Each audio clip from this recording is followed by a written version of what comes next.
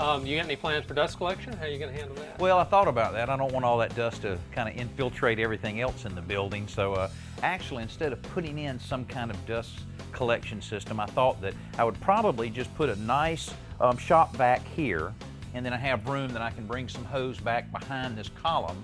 And then, you know, if you're sitting here working on something, we can have adapters that can go right into a miter saw or right into a sander, or have a little outlet, more or less, to lay up on the counter that would collect all of the dust. And the same thing could happen on any of the work we do out in here. Anything you can do to keep the dust down really helps, as far as breathing, and just it'll get everywhere. Even if it's in a garage, it's going to find its way inside. Yeah, I know, and that's what we're afraid of, getting it everywhere else. Why no pegboard? Well, I hate pegboard. Pegboard's in every shop. People use the heck out of it. And what I wanted to do is to start moving the tools in, get a few of them in, and then maybe just build some little racks for the screwdrivers and a few of the things like that. But things that are like categories, like a drill bits, just let the drill bits be right here. Certain things maybe that you don't use all the time, hole saws or maybe rasp or something like that, can go down in other drawers. And then, you know, after a while, you know where everything is. But still, we'll have things that you really need handy, the pencils, a little bit of glue, that kind of thing. One other thing, I love the idea of this, but it's a small area, so how about a larger assembly table?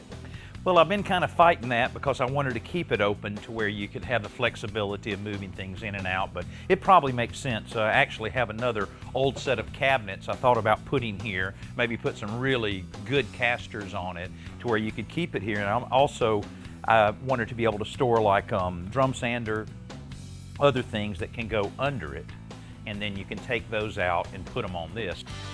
That central rolling work table turned out to be just that easy.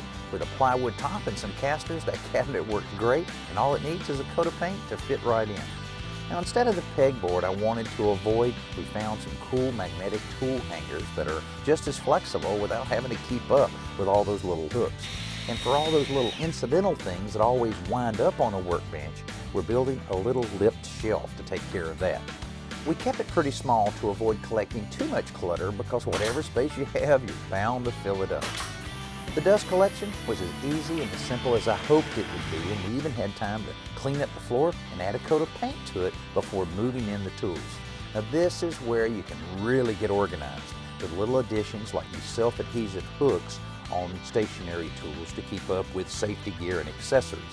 An old drywall mud tray does the same thing over by the compressor, where there's always a lot of little attachments that need to stay real handy.